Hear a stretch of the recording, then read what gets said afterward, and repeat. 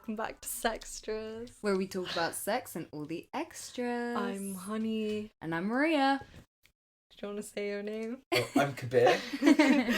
And today, clearly, we're going to be talking to Kabir. Our first guest in the studio. Yeah, so exciting. Which studio it is. Yeah, today we're going to talk about BPD and queerness. So what it's like to be a mentally ill fag and have sex. Yeah. Can Yeah. I say that? Is that fine? Can I say Yeah, fag? you can say whatever you want. So yeah, we're super excited. I met you. Well, I don't know if you guys have ever met before, but I met Kabir when we were like 15 14? probably. And it was so strange. I remember just like Hannah and Amy, our friends, summoning me to go and meet you. They were like, "Oh, you're going to meet Kabir today," and I was like, "Oh, am I? Okay." God, did I need like a forewarning? No, I think it was Just a literally warning. an hour before. Like, okay, you're going. You're going. This is This the is location. what you're doing today. God, Yeah.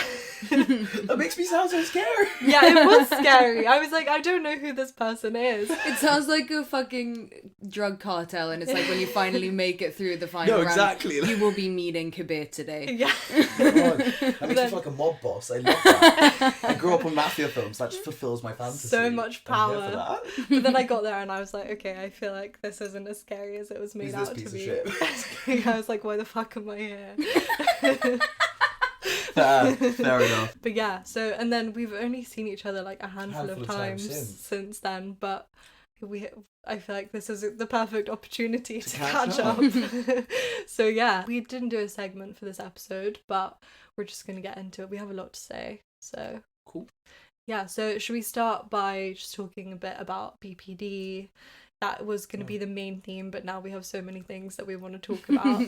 So we heard you on Back from the Borderline, which Yeah. is why we wanted to have you on. So go Nice. check that out as well. It's a really good podcast.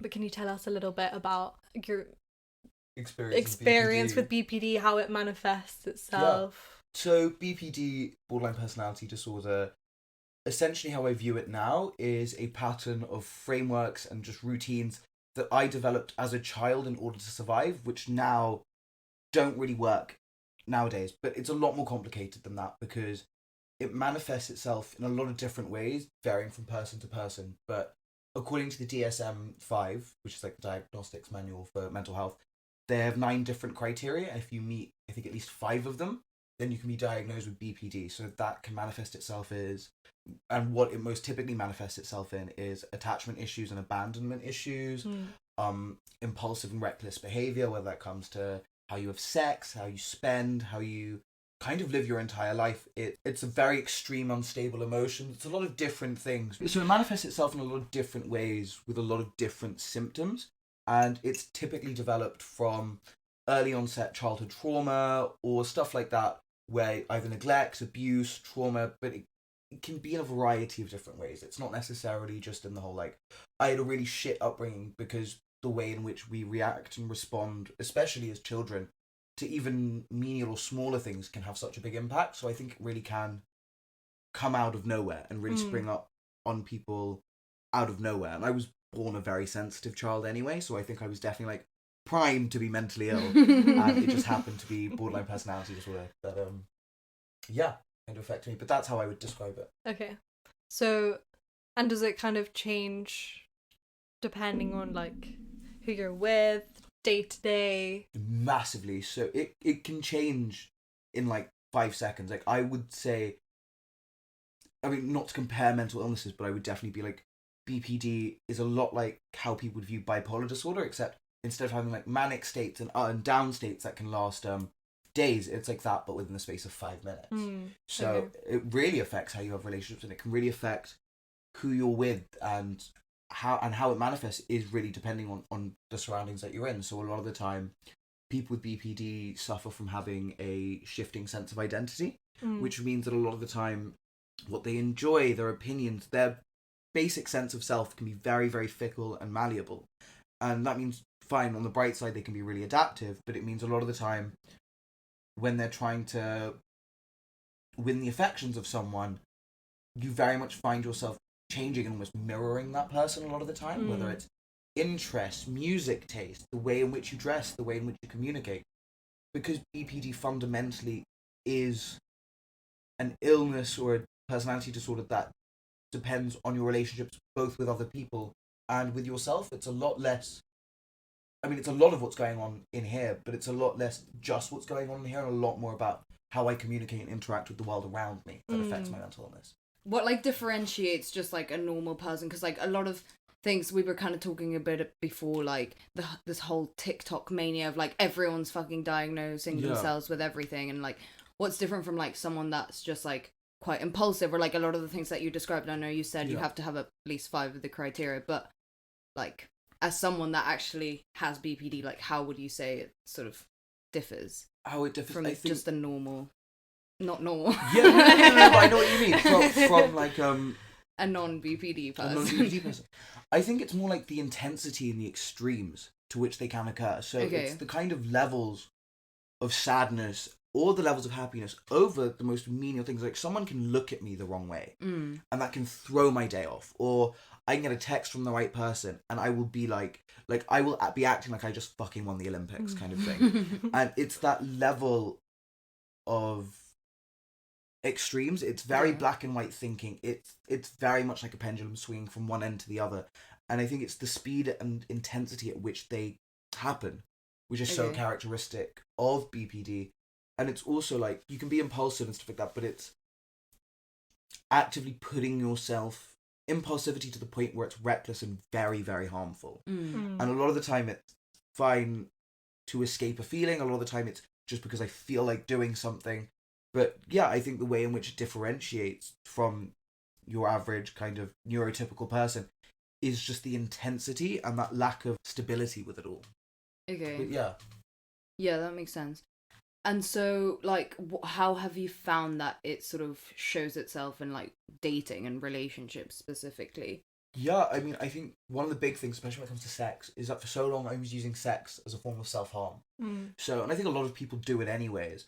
But when you have BPD, you are really prone to finding ways to harm yourself. And I think, especially at points where I was going through really depressive periods where I was just getting fucked up, like, I would sleep with just about anyone because I needed, A, that kind of validation for myself, but B, also, like, you know it's something you're going to regret. You know it's fucking you up. So I would throw myself out there and put myself in risky, stupid, dangerous situations, especially with having an app like Grindr, making sex so accessible and so easy to have.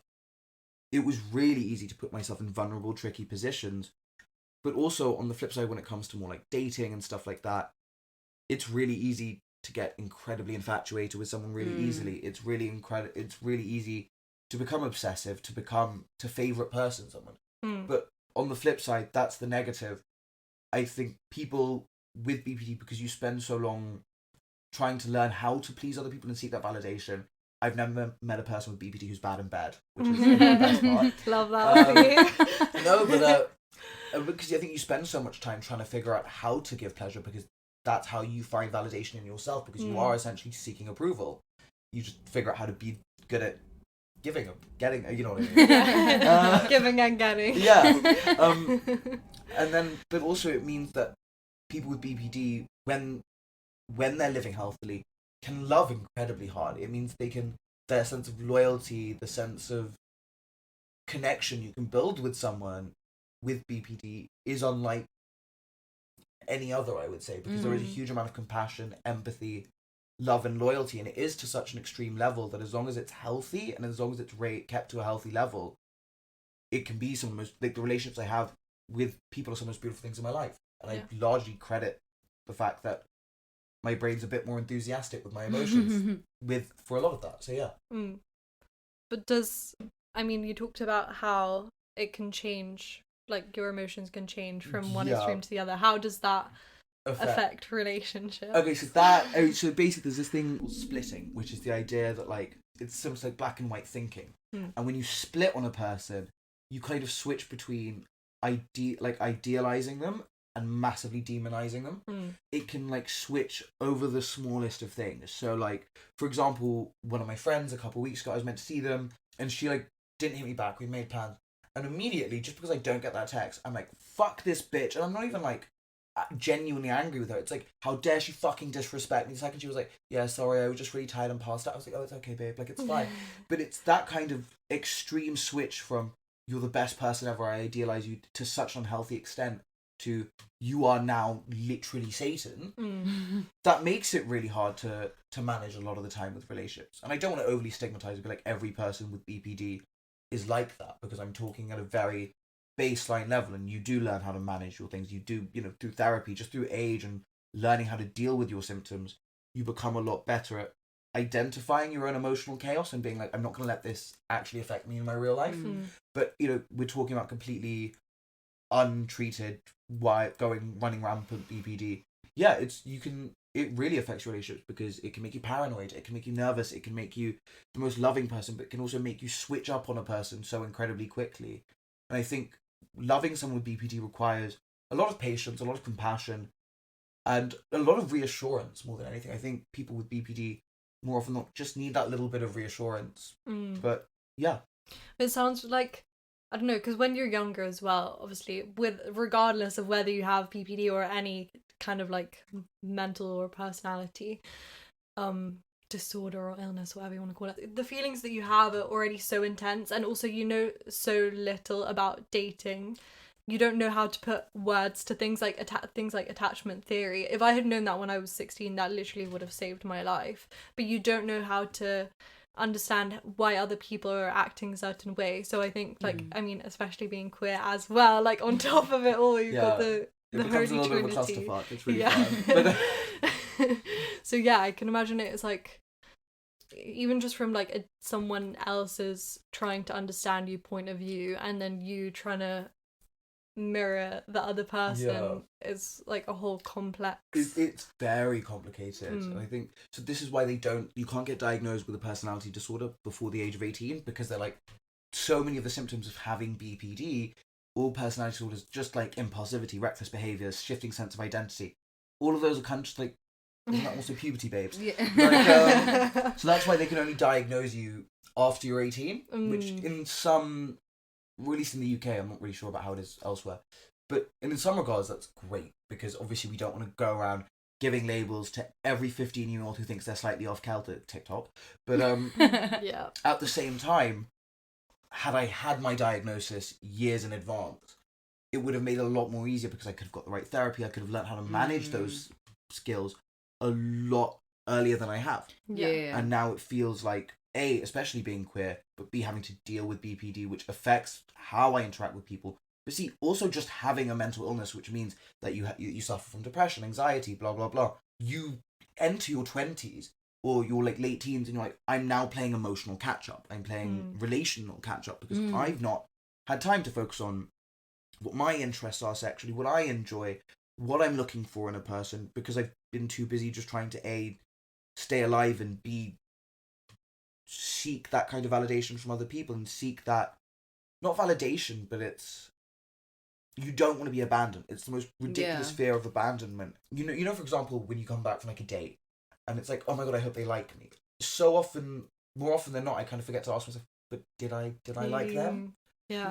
And it's like that. I think you're so hyper focused on, do they like me? You forget to ask yourself the questions of, do I like them? What do I like? What's important to me? Because you're so afraid of losing any potential thing that can come into your life, that A, it makes it a lot more difficult to communicate on a very open level. B, become terrified of pushing that person away, scaring them. I feel like I'm really giving people BPD a bad rap. Like, they can be great in relationships.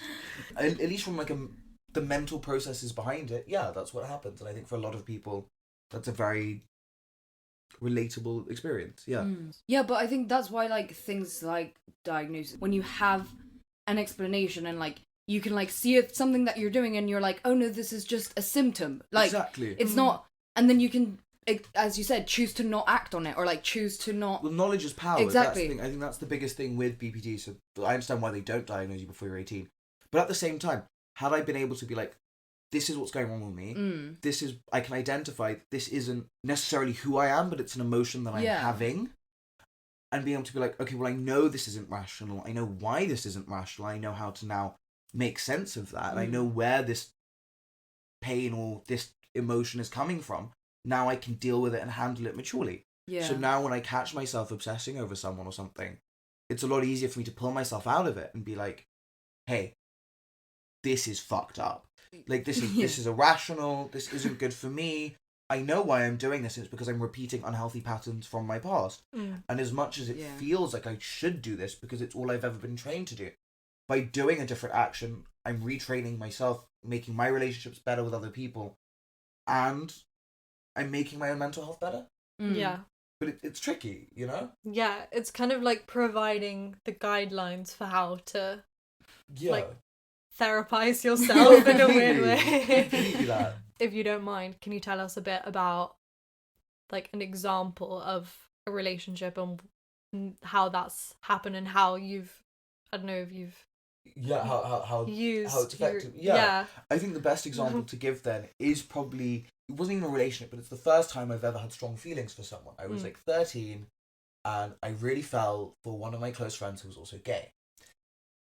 And it was like, it lasted about like 2.5 years, and it was the most intense, obsessive infatuation where I was like, I'm completely in love, but it became so much of my identity to the point that I found myself bringing it up in every conversation. I was like, you know that bit in Mean Girls when Katie is like, I couldn't stop myself from talking about Regina. It was like word vomit. It was like that, but in every single conversation. And it was like, whenever we'd get into a fight, if they would like block me for the day, I would probably send them like 100 messages, be like, they're freaking out, crying, hyperventilating. I like this kid so much that if people made jokes about it, I would just, especially because I was 13, puberty, kind of just off a really shitty period of my family at that time. There was a lot going on in my emotional world that to attach to something and find someone that I could latch onto was the best thing ever. And it was someone who really cared about me, who emotionally I know had also fallen for me to an extent, but it was like insane. And like, I don't know how else to describe it. It was the most all-encompassing toxic thing because it just took over my entire life, and it meant that I made myself overly vulnerable. I didn't respect myself, and I'd put myself in situations. I think that's one of the biggest things with BPD and relationships is learning boundaries and self-respect, because it becomes really hard to put those boundaries in place. But a lot of the time when you're looking for love, or you're looking for affection, you're willing to let a lot of shit slide because you don't want to lose that person, and you don't want to scare them off or set up boundaries, which is like, hey, no, this is inappropriate. And I think learning to realize that in those moments I'm disrespecting myself, even if it doesn't feel like I am because I so desperately want something, that's been the biggest way in which like relationships for me now have changed. Because now I'm able to be like, okay, this is a step too far. No matter how much I may want that person or I want them in my life, I recognize that this is me disrespecting myself. This is me disrespecting the boundaries. I know that I'm worth more than this. But back then it was the exact opposite. It was, I would cancel holidays so I could see this person. I would be obsessed, and they would cancel on me, and I'd go fucking insane.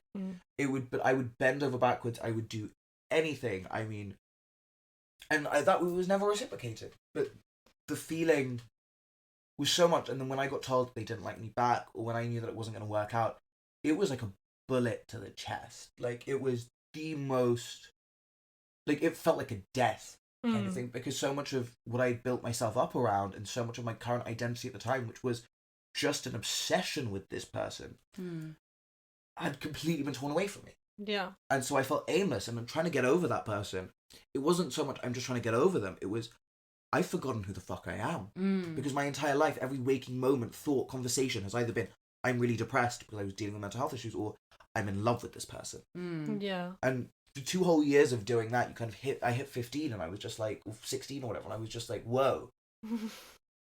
Slow the fuck down. But yeah, I think it's definitely impacted relationships in that sense. That it can make it very easy to find myself, A, disrespecting my own boundaries, but B, infatuated with someone. So do you think your diagnosis is what made that switch between realizing that that was completely unhealthy, or do you think it was just like a process of time? I mean, I guess it can be a combination. I mean, I think it's both, because I think, one, I've grown up a lot. Like, it's been 9 years since that one incident, but that doesn't change the fact that I still, very rarely now, but like very occasionally, I'll be like, I find myself obsessing over a guy.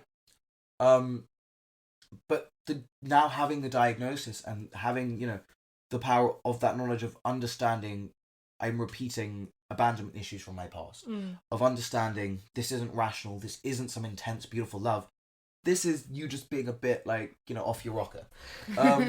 Yeah, like you're not in love with them. You're Exactly. just mentally ill. No, completely no. And it's like, more often than not, I'm not in love with you. I'm in love with the idea of you that I created in my head, and this idea of you is one that is ultimately fueled by not narcissism, but none of what I'm obsessed with right now has anything to do with that other person. It's all about, I find it so difficult to love myself at this point. So how can I love myself through aggressively projecting them onto another person? Yeah. And I think having the knowledge of that makes it so much easier for me to be like, okay, well, that's all bullshit. Let me center it back on myself. Let me have those conversations with myself to self-soothe myself and at least make the situation easier and more manageable. But at the same time, I think knowing that I can get so obsessive means that, like, since that one boy, which was 9 years ago, I think I've probably genuinely had a crush on or liked 2 or 3 boys since then in the last 9 years. Oh, wow. I find it so I can date, I can do that. I have a lot of fun doing that. But liking someone to the point where I'm like, I think I've somewhat closed myself off. Yeah, I mean, it sounds like it takes a lot of energy to, like, I don't It's think draining. even 3 times sounds like a lot for that kind of It's fucking intensity. intense. And like, only one of them was like an actual relationship, and that was like the only boyfriends I've ever had. And looking back, it was like we were only together for like 3 or 4 months, and I got broken up with the day before my A level started, which was so fucking inappropriate. That's so not okay. No, he was year below, so I think we can give him a pass there. And So he didn't understand. He didn't the struggle understand. of A-levels. But I wouldn't have got the grades I did if it weren't for that breakup. So thank you for breaking up with me before my A level started. But I kind of look back on it like 8 months later, and I was just a bit like, I didn't know you. Like it was very much like training wheels relationship, like training wheels boyfriend. But it was just like I found you really, really hot, and that was enough for my infatuation to start going off, because I was like, I didn't really get to know you. I didn't really get to know your friend. What I was obsessed with was this image of you, which was someone who I found really, really attractive. I kind of view, and I hate to admit this, but I look back and I'm like, in that relationship, I essentially just treated you like a Birkin bag. Like I treated you like like the hottest new little accessory that I could go about town being like, look at this like little, and kind of being able to project whatever parts of my own personality I wanted to on this person, because I didn't know them well enough at that point. And it was just the excitement of someone cares about me, someone's there for me, and it's someone that I find really, really hot. And so, yeah, I think it's interesting because every relationship I have now, every interaction, romantic, sexual, friendship, all of them are kind of, you learn from the other. Yeah. Our brains work by referencing old data, by referencing our past and building up expectations of the future based on what we've gone through. So learning and having the awareness of the diagnosis allows me to get to a point where I'm creating new data for myself to learn of. So by having those conversations where I'm like, this is unhealthy, this and that, even if they're one-off instances, I'm creating new examples for my brain to then refer to, which means that in future going forward, I can treat myself better and therefore treat the other person I'm in a relationship with a lot better too. So yeah. So other than being diagnosed and learning more about it and like how you experience BPD, what else like have you learnt to sort of help you in those very intense moments? Yeah. I think kind of the most important thing is having a good support network and just having between me and the other person, the most important thing I can have is open and honest communication. And I think that is so much harder than it sounds. Oh yeah. And I think we all talk about how like, communication is key, and you're like, guys, just talk about it. But it's like in the heat of it, in the heat of those emotions, in the heat of the kind of fear of abandonment, it's really hard to say, hey, no, these are my needs, and this is how I'm feeling. To have a successful and very loving relationship with someone with BPD, all that's required is a little bit extra communication and being willing to take those steps of, hey, I'm just checking in, or what's going on in your mind, or hey, I can tell something's up.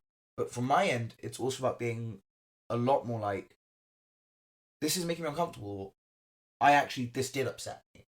Which is something that I think I find very hard to do, because it's very easy for me to be like, oh, don't worry about it, babes, it's fine. Because once the situation is resolved, my emotional, because my emotions change so much, it's very, when I'm like really angry and sad in the moment, but the second it's over, I'm like, fine. a lot of the time it's difficult for me to be like, actually, no, this did upset me because I'm feeling fine now. And nothing ever really feels permanent, because when you have BPD, you have this thing called a lack of emotional permanence, which means that you can literally, like I've said, switch from one emotion to the other, but it's almost as if like the previous emotion never happened. Okay. Yeah. So I think in that respect it becomes really difficult, but also because of that perceived fear of abandonment, it becomes really hard to be like, treat me differently. Yeah. And so I think a lot of it is about learning to have those conversations and learning how to communicate, even when it's really difficult, even if you don't want to. Because more often than not, the stuff that I'm really struggling to say and get out is met with such a kind, understanding response of, hey, I get it, that makes sense. And B, when it's not met with that kind of response, is that person worth my time anyway? Like, no. So, I forgot what the question was, but there's my answer. There we go. So you know how you were saying that BPD affects like your identity because you kind of like mold it a little bit. So like, how did that interact with your queerness and like when you were kind of just finding out about it? Well, not finding out about it, but you know what, like being queer. That's what I mean. I think. Well, the thing is that you get a lot of people who do have BPD tend to engage in not more promiscuous sex when they do, but that's not related to queerness. They are more likely to be queer or have queer relationships, and I think that's just because they are more impulsive and therefore more willing to try stuff. But for me, and also I think the queer community has a lot of trauma in it, so there's no surprise that people who are more likely to be traumatized are more likely to have mental illnesses that are the direct result of trauma. But I think for me it was quite lucky in the way that they didn't really interact. So I've been like dealing with mental health issues since I was about like 10, which was when I first had my like first serious bout of like what I would call like depression. But at the same time, I've kind of always known that I was into boys. Like I always say, I came out my mum's vagina and I said I'm never going back in one of those again. But at the same time, like I think because of that lack of a sense of identity, when I did come out, I latched on to the only kind of representation of queerness I had ever really seen, which was being the bitchy gay, the Regina George-esque gay, the very kind of... And because I didn't really know where I fell in that space between masculine and feminine, and because the kind of conversation wasn't around when I was 13 about masculinity and femininity and gender roles, it was this really weird thing where, because I'd come out so early, especially at a time where you're finding out who you are, I spent so much of my time playing up a stereotype or a character that I used almost as a defense mechanism and almost as a way to protect myself. And I think this is the case for a lot of queer people, regardless of mental illness or not. I was going to say that they then spend their late teens and early 20s untangling who they actually are from however they've had to present themselves, whether that's in the closet, whether that's out in their early years. Yeah. So it's been an interesting intersection of the two. And I think especially now being in more queer circles, being in more queer communities, you get so many different types of like gays, if you know what I mean. You get like your Soho gays, your techno gays, your like stoner gays.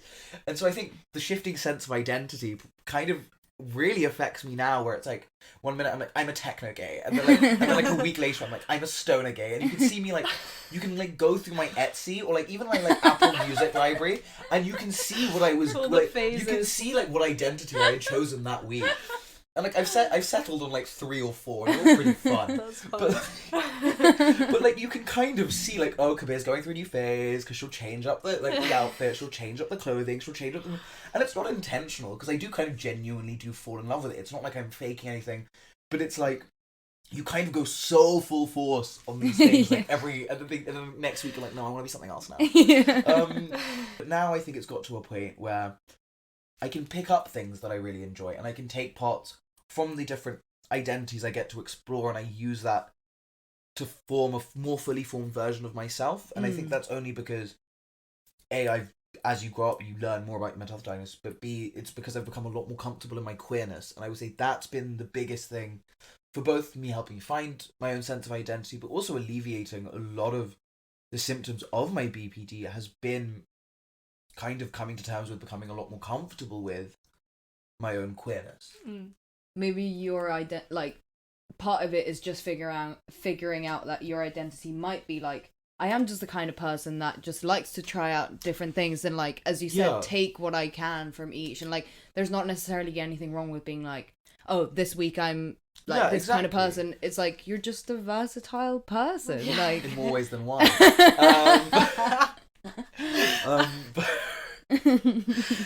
Yeah, no, I mean, completely. Like, and so much of that has only been alleviated by coming to terms with my queerness. So the best kind of analogy for that is gender. So I'm non-binary. I go by he, they, but only out of kind of like ease, and because it's just easier if I go by he, they for 99% of the population, which really is a bad thing for you to. Anyway, point aside, in the same way that I don't view masculinity or femininity as two specific things, like they are constructs, but I just am. I have too much shit going on to be like, how do I fit in to this side of masculinity, or how do I fit into this side of femininity? I just am, and wherever people want to place me along that line is where they choose to place me. But some days I wake up and the way I dress, the way I express myself is a lot more androgynous. Some days it's a lot more feminine. Some days it's a lot more masculine. And that, all of those are still me. They're very different sides of me, and they express themselves in very different ways, but they are still fundamentally all me. And so in a very similar way to that, as long as I'm still the same person, as long as my values, the way my moral compass is still the same, and my opinions and my principles stay the same, as far as I'm concerned, that shifting sense of identity has just become one of the most beautiful things, because it's allowed me to learn more about myself and explore different facets of my personality, things that I enjoy. And yeah, there is an advantage to being willing to throw yourself so headfirst into something, because I don't know as many people who, and I'm not to toot my own horn, but like who, I mean, I would if I could. You should. But I don't know as many people who would be as comfortable in such a different variety of circumstances with such a different variety of people as I may necessarily be. Not because I'm a different person or I completely change who I am, but because I've learnt how to enjoy different parts of my identity while still fundamentally staying grounded and remaining as myself. But that's something that I've only really learned through coming to terms with my queerness. And so one thing I've definitely learned, and like we were talking about this earlier when I was joking about gatekeeping queerness, is that I was very comfortable, like I've been very comfortable with the fact that I liked men. I like the same sex, people with penises, I guess. Actually, not even people, whatever. Anyway, labels are confusing. But anyway, I realised I wasn't heterosexual at 13. And I knew it for much longer, but that's when I came out. That's when I was comfortable with it. But that has nothing to do with my queerness. The way that I feel comfortable in my own body, the way I feel comfortable dressing, expressing myself, speaking. That kind of, I think 13-year-old me wanted to be the most heteronormative gay man possible. And that has nothing to do with the fact that now I feel a lot more comfortable being very different. And queerness exists in relation to the fact that it is a separation from cisgender sexual society. Like, it can't fit into any one box. Yeah. And also, I mean, growing up in, like, the sphere that we grew up in as well, I can imagine that, I mean, I already know from just, like, us being bisexual, but the fact that, like, there aren't that many people who are open about their sexuality. You would kind of almost think, because it is such a bubble, that it would kind of be easier to be gay. And I think, fine, the one good thing is that because it was such a bubble, I had to deal with very little homophobia. Because it was, but because I was so attached to this Regina George-esque type of personality, because I went to an all-boys, very alpha male-esque school, I learned they can't scare me if I scare them first. So by being a massive bitch, it meant that everyone knew they couldn't be homophobic. So in that regard, it was great. But again, when you're surrounded by such heteronormativity, that is what you kind of are surrounded by. It's what you aspire to. It's what feels like the norm. It feels like that's what you want. Yeah. And I think especially because the spheres that we're in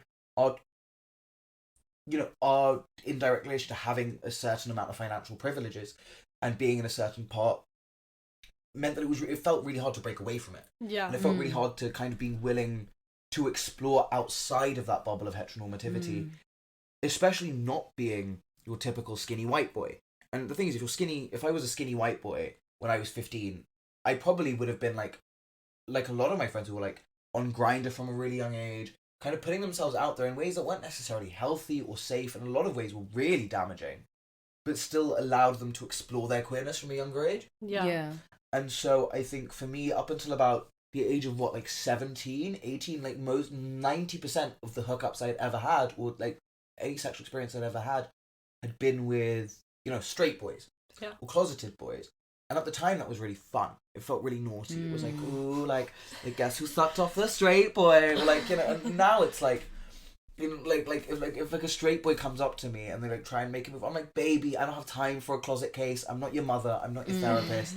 Go toss yourself off. Because I'm comfortable in myself now, and so the way in which I interact and have sex with people has massively changed because I've become more comfortable with who I am, and as a result of that, it's changed who I'm willing to, not even willing to, who I want to have sex with. Yeah. Because I no longer want the boarding school Eton type who just happens to suck dick on the side. But I no longer want the little posh white boy.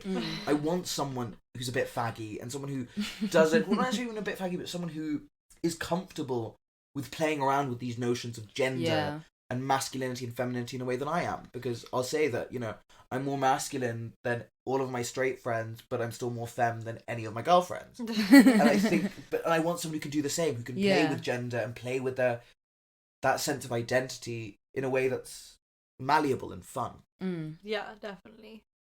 Well, and I think that, how you were saying, at first you were just with the straight guys, and now you're like, okay, no, I actually want to value myself and who I choose, who I sleep with and whatever. I think that speaks to a lot of queer youth that just don't have the same opportunities and experiences that everyone else seems to be having at that age. And of course you want to get involved in any way 100%. You can. It's a scarcity, so it's you take it where you can get it, and that also affects so many people in terms of their self-esteem and their relationship to sex, because it's since I was just sleeping with whoever I fucking could because I didn't really have that many opportunities, it gives this message 100%.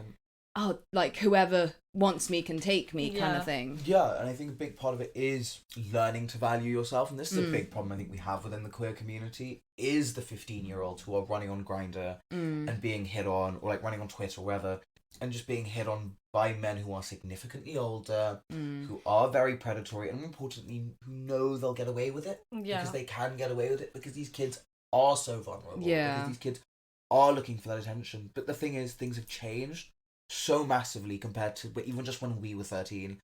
I bumped into my friend's little sister was telling me things at St. Paul's are so different now, largely because of people our age, in our age and in our age group, who were quite comfortable being queer in relatively heteronormative schools, ultimately has made a huge difference, because now there's literally the gay group in every year. I love that. And you know what? They're the cool kids. Yeah. They're the ones running about running shit. In fact, they've all apparently got girlfriends. I'm that's a bit suspect for a gay group. But okay.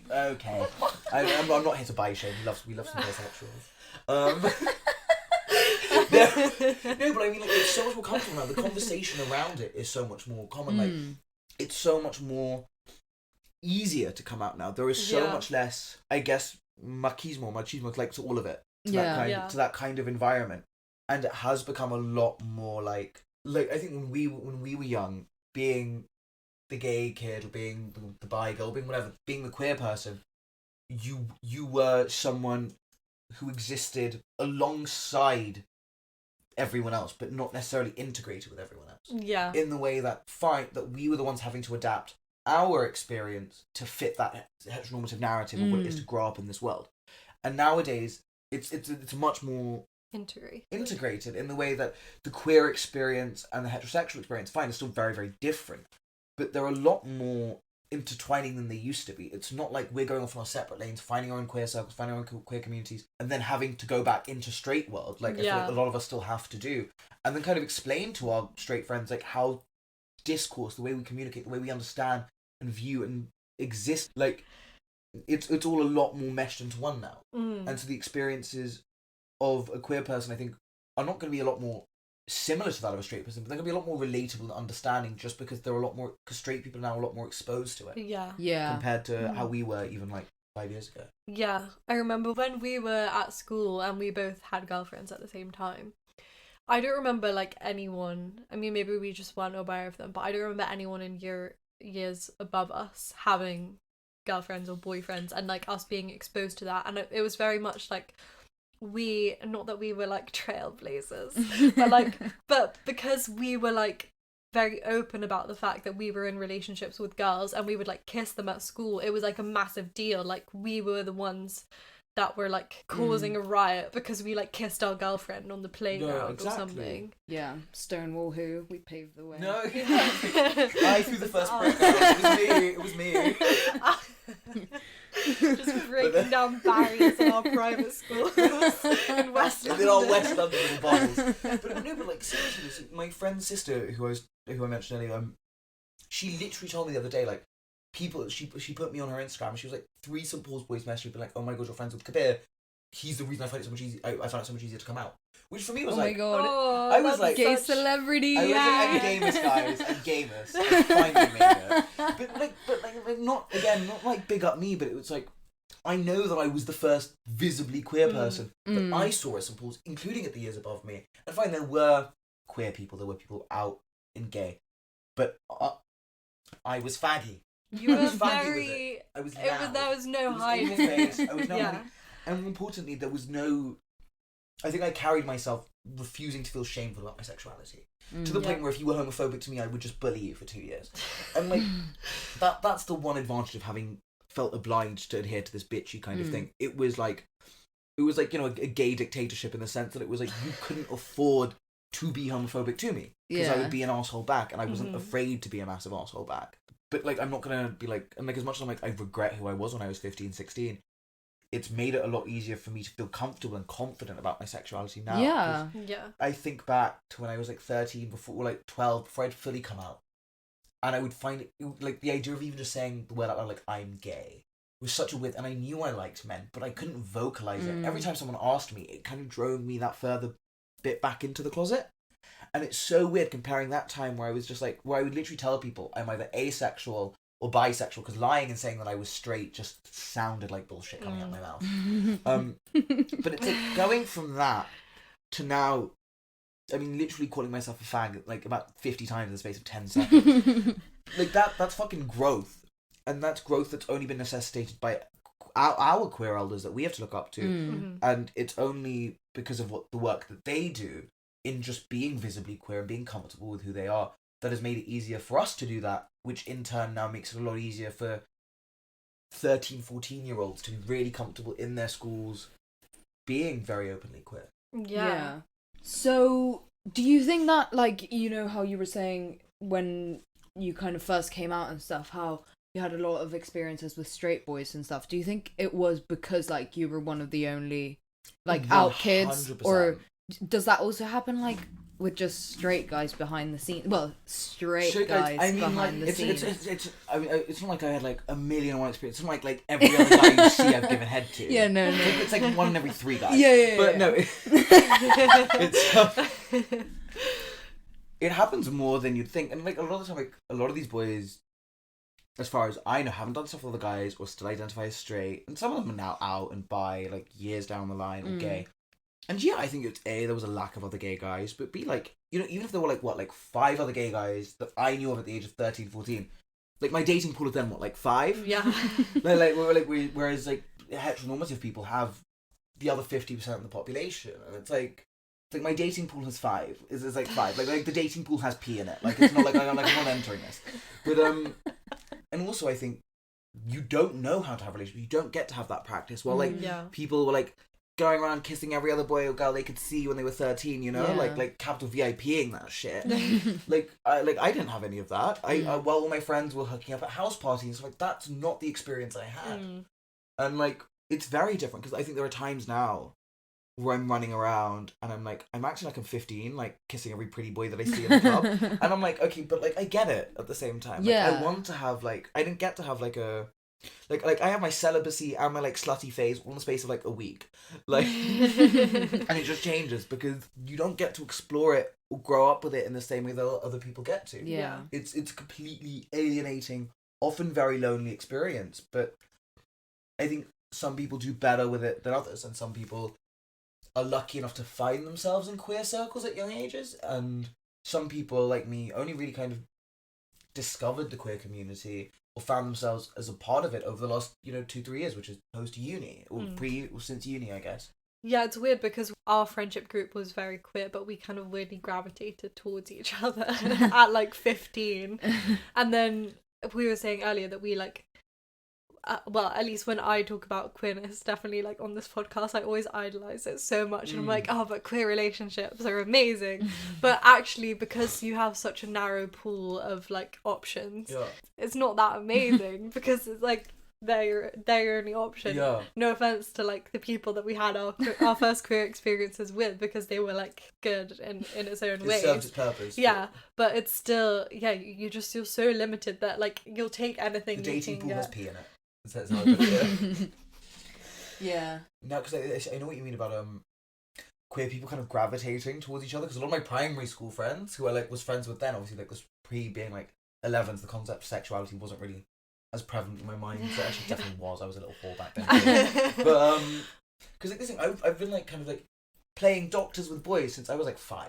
And like when I play doctors, we go into the ER, like but it's not just like the GP. No, it ain't the GP, girl. This is the operating room. But which was I think obviously just 5-year-old Kabir trying to figure out what it is and if that's just kissing boys and stuff like that. But I think my parents like caught me doing it one time, and I think like just playing doctors with boys, and they fully, and this was probably the most traumatic thing. Looking back, I'm like, no wonder this fucked up. Like just being queer for me for so long.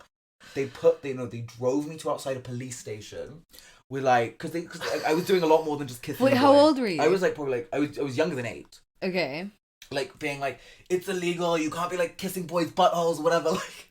Being like, and I was there like crying in tears, being like, don't send me to the police station. I was 8, like I wasn't gonna know any better. Oh no! And so I think naturally, and I think also growing up in like a parents of like immigrants who were like Indian, it was a lot more was a lot more stigmatized. I think from like when I was younger, the idea that like 2 actors would kiss each other and they weren't in a relationship was like the most I was like, that's disgusting. Like, I definitely grew up like an overly moralized, like, very kind of Victorian sense of sexuality. Yeah. Which like even though now I'm a very sexually liberal person, I'm very open, with it. I still like there's still that stuff there that you have to untangle yourself from, and there is that kind of rigidity around around sex that took me a long time to overcome as well. I don't know how we got onto that, but yeah. Yeah, no, I definitely relate to that. I was literally telling Honey the other day, like, I feel like I'm such a conventional, liberal, open person because, like, so many, especially sex things, and, like, because I grew up very, like, Roman Catholic, also immigrant parents, like, so it's just, like, so many things. It's, like, I think it's completely fine, but, like, for me, myself, and I would never do it, and, like, things like, well, I don't know. I don't know why sex before marriage came into my mind. I'm not against sex before marriage, but, like, I don't know, like abortion or things like that. I'm just so like very conventional in my, I don't know, not in my thinking because I really don't. Yeah. It's just in like it's how it affects you on a personal level. Yeah, like because hold-ups that you kind of still have. Yeah, and, like, exactly. Things that you really don't realize because I'm so open about sex and like so open about certain things that like. Yeah. Well, yeah, here we are. But then again, podcast. like. Yeah, but you do catch yourself. Sorry. Do you think that that's just kind of like?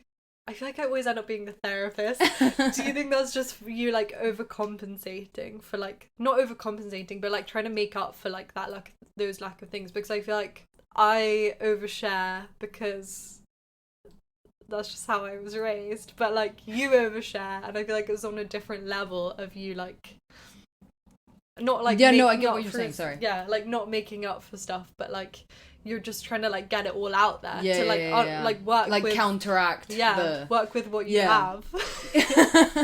I do think that's definitely possible. Like my parents have always said like they've always been quite uncomfortable with my openness and always trying to push it, like see how far I can push it and push them in a way because it's like I want to push their thinking and understanding, and like how earlier we were saying like parents that think that they're like more accepting of queerness and like you being gay than they think they are. That's kind of my parents as well, like kind of trying to push them on those things. So I do kind of like over exaggerate it sometimes, but it's the internal battle is quite interesting because I feel like sometimes it has also like manifested in like to an extreme. For instance, like my hypersexuality and like being really sexual and like that being a huge like part of my identity for like quite a while. And it was all, I feel like it was all kind of like trying to like, yeah, no, I get you. no, Come to I'm not this terms way, like with- proving like Yeah. kind of proving it wrong. Yeah. Cycling back to BPD, actually, one interesting thing that's really common with it is hypersexuality. Yeah, And I wanted to mention Yeah. it earlier because I have read that somewhere. And I mean, I think all essentially it manifests itself in is that, like, nowadays at least, I think back then it was like, you know, I would sleep with anyone, but mainly because I was trying to use sex as a form of self-harm. Now, it's a lot more like I've just got a high libido and I probably but if I was in a relation, if I had someone consistent as opposed to me just sleeping around, Yeah. I would probably be a very sexually active relationship, and I would need it to be, because for me, physical intimacy is a very important thing, and it's something that I do require. But people often swing from one end to the other as well. So, like, from having had extreme hypersexuality for a long time, then people switch like mad sexual repulsion, where like just the idea of sex turns them off, where there is this huge, not necessarily sense of shame, but it's like, you know, that kind of like ill feeling after a hookup that you just know you shouldn't have had, or like you know, when you wake up and like the kind of hangover anxiety of, oh, I was such a fucking mess, like this. It's like that, but just about everything sexual and long term. And I think for me, that's like, I definitely nearly went there a few years ago, where I was really? just like, I didn't know about that. Sorry. no, because so of course it's just I think with anal, for me, that was a big hang up for like a really, really long time, because it was like, no one teaches you how to do anal. No one teaches you how to do anything. And so I think for a while, I was kind of almost repulsed by it, swinging back from that hypersexuality, especially after like first year of uni, where I've been sleeping around quite a bit.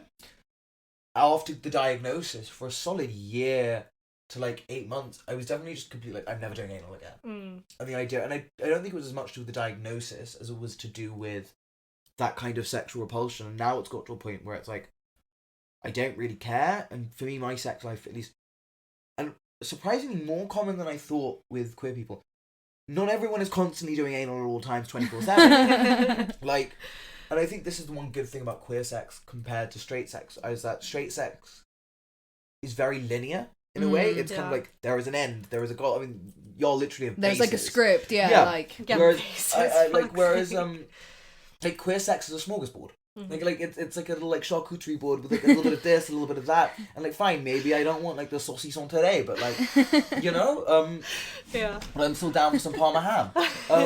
So it's like that. I think you have a lot more flexibility and options with what you can do, and I think, especially like heterosexual sex is so often defined by, you know, penis, vagina, bloop, like, whereas I think queer sex, for me at least, is defined by intimacy and intensity, and those are the two factors that I used to differentiate between what was sex and what was just me hooking up with someone. And we could be doing the exact same things. But for me, it's about defining it through sex as an act that, for me, is defined through not emotions, but intensity and intimacy. So yeah, I don't know how I got onto that, but yeah. I feel like it's so intense as well, and that's another thing of like idolizing queer relationships, is that, yeah, it's amazing. Yeah, you have this charcuterie board of like picking and choosing what you feel. It's not just like one set script, but because you have that freedom, it opens up so much room for all this intensity that is like very overwhelming to deal with, especially because you're not primed for those situations by the society that we live in. Like, the society that we live in is very heteronormative, very linear, and then suddenly you have all these options and it's like, oh, what the fuck, like, what is happening? And I think as well, I think queer men have to deal with it in a very similar way that women in general have to deal with, in a way that straight men don't, which is the body standard, the standard that is put forward to you by the media. And fine, there is that kind of male body like type that is put forward by the media, but it doesn't really affect straight men in the same way that the woman beauty standard affects women. And the way that the queer beauty standard, which is typically, you know, like, not queer, but I would say the gay beauty standard, which is very like 6'4", ripped, muscle, is really shoved into your face by like porn and all of that. Yeah. And I guess with queer sex, it's a bit less of an issue, because when you're getting to that point of having queer sex, you've already had to do a lot more of your own discourse and research. But I think people forget that like sex isn't meant to be this smooth thing. Like sex is awkward. Sex is the best parts of sex are those moments where you kind of just stop and giggle at each other because like it's just like sex is smelly. Sex isn't this pornographic thing. And I think with queer sex, there's a bit more kind of I don't really know if it is more like there's more room. Yeah, there's more room for error. For error. Yeah, that's what. Yeah, I don't know if there is. I wouldn't know. I've never had straight sex. I mean, yeah, no. I think there's a lot of expectations with straight sex, and it's not pleasant to have to fulfill them for either person involved. But with queer sex, I mean, I guess it's difficult because like my only gay relationship was with someone that I was dating, so that was like obviously the expectations are kind of lessened at that point. But like the only other person I've had like queer sex with, it was just a lot less expectation, a lot less like this is happening now, this is happening now. It was just like whatever happens now, I'll take it, or like not take it. There's no expectations. So yeah, and in a way like a lot like less performative. I'm just like thinking of like my experiences, and I do feel like, well, I don't know, maybe it is also just for me because I feel like if there's like a woman standing in front of me, it's like I know we have this mutual understanding of what's going on. Like, you know that like I don't actually have to moan like that because you also like you know how it feels. So it's like, you know, and there is this less like I don't feel like I'm gonna crush your ego if like I don't come for you. So there's like less expectation from both ends. Yeah, for sure. That's interesting. I get that though. That makes sense. Yeah, I have teaching you about straight sex. Oh my god, about straight sex. Am I gonna walk out of here a cisgender man? Fuck no. I don't think there's a right answer for this, but why do you think that there's a lot more of a like hookup culture and casual sex culture and in like community? I think for a couple of reasons. One, it's because it's a sexuality that's been oppressed, therefore when you drive that underground and when you have these communities of people that have been driven underground and are willing to explore, it's not that they're necessarily more promiscuous, it's just that in relation to straight heteronormative society, which has been conditioned by thousands of years of sexual oppression. If you look at the Victorians, if you look at everything, when you're breaking apart and forming a new society or a new community, you're not held to those same standards, you're not held to those same expectations, and therefore you can do a lot more, you can explore a lot more. And I think also as well, when you are being oppressed for who you love and you can't openly date and you can't openly get married, sex is the only form of physical connection you have. So I think for those reasons, sex and physical intimacy do play a bigger role in queer communities than they do necessarily in heterosexual communities, because those are the very things for which they have been oppressed, or at least on a sexuality level, not on a gender level. Also, then I think there is a greater level of hookup culture around it, and I think that's for a variety of reasons. I think Grindr exists, which is an app that is solely, for sex. I think also the conversations that we have. But like, for instance, why do you think there's a like Grindr and that works for like gay men, but why is there not like a Grindr for straight people? Like, how has that? I mean, I guess you kind of did already answer, but like. Yeah, I just think it's so... I don't know. Sorry, carry on. No, I get what you mean. I just don't think a straight Grindr would work. Just for the simple, like already Grindr is a very risky place to be. You're meeting up with someone random from the internet. Realistically, the first time you meet them, like, more often than not, I'll leave a Grindr hookup and I'll be like, oh, by the way, what's your name? Yeah. Kind of thing. Like, it is a certain level of, like... So you think it's also, like, a male privilege kind of thing? In a way, I think it'd be really dangerous if there was a straight Grindr. I think it would be a lot more risky because you're already entering a very dangerous situation when there is that kind of safety imbalance or automatic power imbalance that you are putting women at. I think it just wouldn't work. Like it would just, but also because one or two people get murdered on Grindr, majority of society is gonna be like, all right, whatever. Two, You murdered two white women off a dating app. That dating app's never coming back. Yeah. And that's the thing. So also, society simply would care more. Yeah, no. They simply would care more if a cis heterosexual person were to be murdered on a dating app compared to Grindr. I don't know. It's really interesting as to why sex is more prevalent. But I think also it's because the conversation. There is a lot more conversation around it, and there is a lot more because you go speak to your queer friends about these things. You go speak. You don't have the kind of resources that heterosexual people have around them. But yeah, I think there's a big variety of reasons as to why queer circles tend to be more, because so many queer people are creatives, work in nightlife. We congregate in situations which are more likely to lead to sex. That's the thing, because if you take a straight club and you take a gay club, the amount of people who are probably getting laid that night are probably quite similar.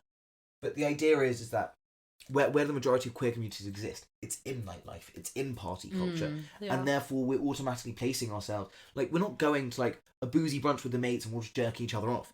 Like it's after, like, you know, like, you know what I mean? Yeah. We just tend to be in situations which are more conducive to probably getting laid at the end of the night. But I think what you said about power imbalance is also really interesting, because I think that's just, again, a lot more conducive to sexual situations. Like, it doesn't feel like with your queer friends or just anyone that's queer, there's a lot less of like explaining that you have to do, and a lot less like meeting in the middle that you have to do. It's just like you're kind of already on a similar plane of existence, like what we were saying earlier about we were talking about having to disclose that you have herpes to people, and I was saying disclosing to straight people is like a whole journey to get there, but to queer people it's just like, okay, that's already part of their language and conversations that they have with their friends like on a day-to-day basis. 100%. And I think, like, trying to explain to my straight friends that I have herpes, they're like, oh my god, what? And then I explain to my gay friends, they're like, bitch, you're not special, all of us have it. Get the fuck over yourself. And I'm like,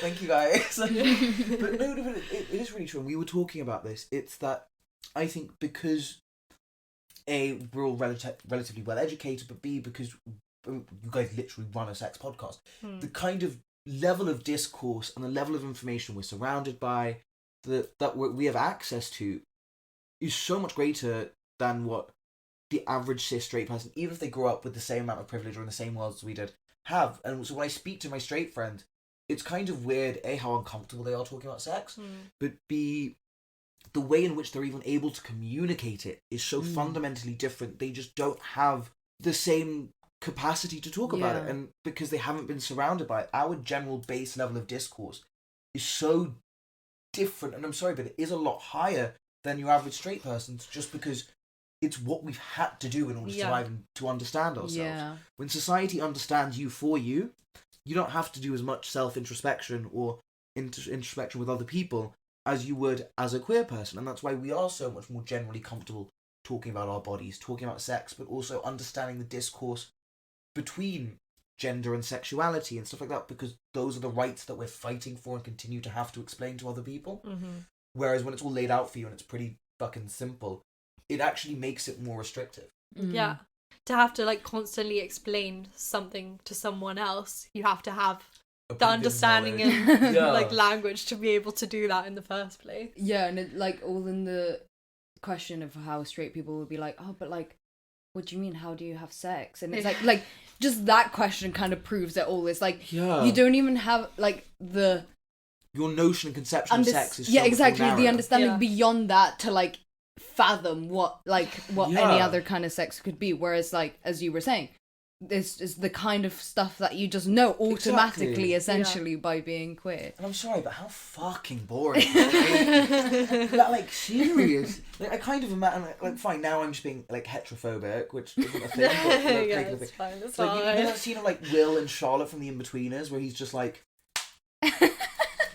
You know what I'm talking about? Like, do you know the scene I'm talking about? I haven't watched that. No, yeah. Maria to be fair, that's not what straight sex is. I know it's not, like. But in my head, like, that is just what all straight sex is. Yeah. It kind of is, though. I mean... It's definitely not, but it's definitely the exception. I'm gonna have to defend over No, here, but even, like... Guys, we're going straight bashing today. No, because it is, like, the exception to have straight sex that isn't like that. Like... The amount of times I've had straight sex and I've just been like, what was that? But then the, like, couple of times when it's been some, like, even an inch outside of, like, the expectations or the prescribed script of, like, how it should be. I don't know what I'm doing with my hands. But, like, that is, like, something to talk about. That's like, oh, wow, this man, like, knew what he was doing. Yeah. And I think also in, like, straight world there seems to be a lot more kink shaming, and maybe it's because, and the only real example I have of this, and maybe it's just because we were 16, but I know a friend of mine was seeing a girl and they they were into very light BDSM kind of play, and I mean like very baby stage bondage, like you have a couple handcuffs and like a collar and a leash maybe kind of thing, and like the light span, like occasional light spanking. And I remember all of us being like, oh my god, what the fuck, like kind of really overdoing it. Like all my straight friends being like, oh my god, you're so crazy, like you own like a leash and like a collar, like that's so fucking wild. And, I'm just like, and they would really kink shame him, and I'm just like looking back like, what? like why? And like I think because there is so much more rigidity and still this kind of Victorian notion of sex, that it is something to kind of simultaneously being straight, be really embarrassed about, but also really boast about. Yeah. Which is such a weird dichotomy to have. And I think a lot of it is obviously gendered and is largely like misogyny massively factors into it. But the idea that like sex is something that guys are so happy to talk about, or girls even, but are still so ashamed of at the same time, is the biggest inherent contradiction ever. Yeah. And whereas I think like for us it's like, guys, it's just sex. Like you haven't gone to space. Like it's just sex, babes. Calm down. It makes it a lot easier just to talk about it. Yeah, and honestly, I share every single detail of my sex life because we have a podcast. But like with you, like on our group chat, which is like 3 queer people and 2 straight people, I feel like we are, I mean, not to like shame our straight friends, but I was literally thinking the other day when we were talking about who has the most sex, I was like, I know nothing about your sex lives to this 2 straight people, whereas like you and Will, I know every single detail of your sex lives. Yeah, no, that's true. And you know everything that's going on with my vagina at all times. I think that's so good. That's amazing. All my straight friends like Kabir overshare because I'll be like he threw me back and I basically got concussed or something. And I'll be like, Kabir, that's disgusting. And I'm like, fun. I get it. Like it is TMI for like a lot of people. But it's so so fun. No, it's fucking not. It's fucking entertaining. Yeah. Like this is good content. Yeah. Okay. And my straight friends like, oh my god, no, I don't want to hear about your sex life. But then I can hear them kind of be like, oh my god, don't tell me, but also tell me about it. But also, I know. Like, do you know what I mean? And it's just like and it's so weird because like having them like talk about their sex life, it's just, yeah, so I've been seeing this, like it's just bland stuff, and I'm like, I'm not like vanilla shaming either. It's just, just get into the juice. Like, I don't care I about want the details. Yeah, exactly. I want the juicy, dirty details. What are all these hang-ups about talking about it? I get all the hang-ups about talking about it. It's only from being forced to have to explore it at the levels that we've had to, that we are now this comfortable. Yeah. I loved what you said earlier about like through being oppressed, essentially, like you just become more free about it because you just like get to go away from the main society and the main way of thinking and like think a little bit outside the box. There's a lot of freedom when you're not holding yourself to a standard or a norm. Except the only problem is it's really difficult because the entire way we have these conversations are in relation to the societal norms. So it's like, even still, I'll find myself being like, I'm uncomfortable to wear this or that because it's maybe a bit too feminine, or I don't have the right body type for it because I've what's internalized what cis heteronormative society or even homosexual society has indoctrinated into me. And it's like even when we're talking about like the promiscuous question, our level of comparison is only cis heteronormative, is the cis heteronormative standard. And so it's really difficult trying to find a place within the system because we know the system is fundamentally broken. And like I'm a big like we need to like even on a systemic level we need to just tear apart everything and start again. Yeah. And I think we need to do the same with how we talk about sex and gender and sexuality. I think it's impossible just because of the way society is set up at this moment in time to talk about it without it being in relation to that cis heteronormative standard. You know what I mean? A little bit of Foucault in there. Oh my god. We're literally just like quoting I just graduated with a philosophy degree. I don't ever think about that shit ever again. But that is literally all that we're talking about. Like right now, fully word for word. But like it is like that is literally what he says. Is like there isn't really a way that we can talk about sex right now because every way that we talk about sex is going to be related to like to the norm of sex, exactly. and that it can never be revolutionary, even if we think that we're being revolutionary. And like I've really grappled with this with our podcast of like, are we like, what the fuck are we doing? Are we even doing anything? Of like, can we talk about it in any way that is like pushing the boundaries of, you get what I'm saying, of normativity? It's really tricky. But like also like but it's just human beings at the end of the day. Like, there's only so revolutionary. Like, unless you're so much unless I'm we can about do. to grow like a third knob, or a second knob first, like a second or a third. I don't know where the second one came from. But unless I'm about to grow like a second knob and like, you know, like a clit on my knee, like nothing I can do is gonna be that revolutionary. Yeah. Like, There's only so much we can do. exactly. And I feel like the more we're exposed to it, the more it can start to push the boundaries. But for us to even to get to that point, we have to like just talk about it no matter what it is. Exactly. But yeah, I don't know how the fuck we got it. I don't know how we got it. I feel like listening back on this, you're just gonna be like tangent off tangent. Maybe we should like bring it back to the original topic of like. So I'm really mentally ill. Just like a little, I don't know, maybe a little summary and reflection of like, I don't know, I'm kind of interested if you were to get into a relationship now. Yeah, how would it be different? Yeah, what would you want it to look like? Like, considering everything we've talked about, BPD and queerness.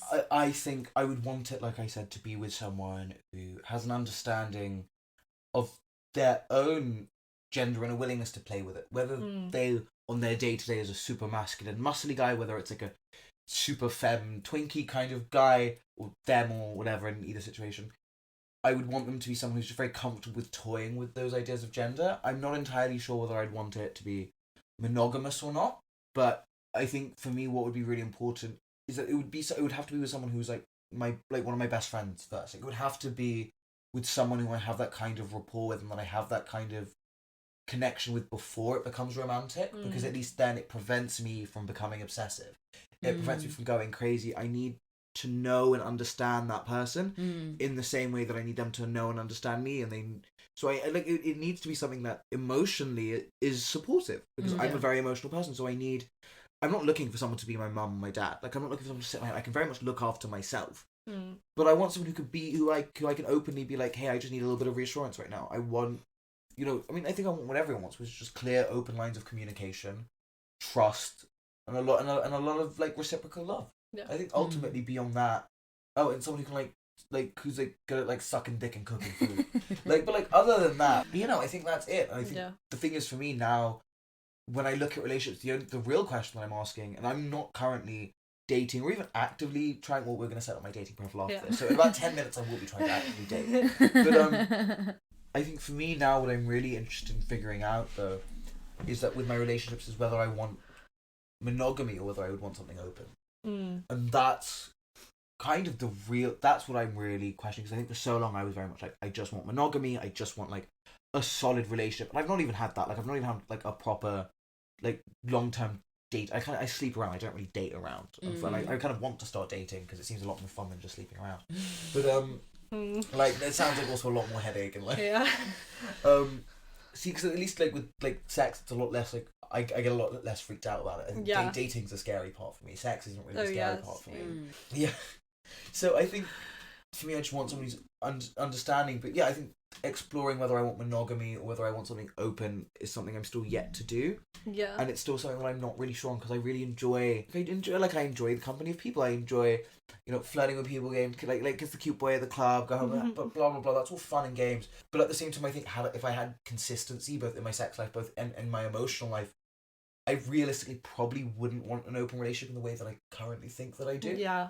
So I think for me, you know, it's still a learning curve, and it's a massive learning curve. But yeah, that's exciting though. Yeah, something to, you know, look forward to. Exactly. There are so many things to explore. Exactly. Yeah, great. I think we should wrap up because we've talked about a lot. We've talked about everything. Everything. But thank you so much for sharing so much of your thoughts. This was so much fun. It was so fun. I feel like we're going to have to record a part 2 at some time. We have so much to say. We'll do like notes on queerness, notes on monogamy. Please. Just like as you figure out. A little tangent. Just come every 6 months, guys. I've had a new epiphany about my sex. Yeah, we can do bonus episodes called like Tangents with Kabir. Please, that'd be so much fun. Anyway, thank you guys so much for having me on. This has been so much fun. Yeah, thank you so much for joining us. And as always, you guys know where to find us on Instagram at Sextras Podcast, Facebook Sextras Podcast, our website that was too many W's, .sextraspodcast.com, and subscribe wherever you listen to your podcast, and we'll see you next week. Bye. You've been listening to Sextras, presented by Honey Jane Wyatt and Maria Jose Hayodatiyi. Produced by Mabel Productions.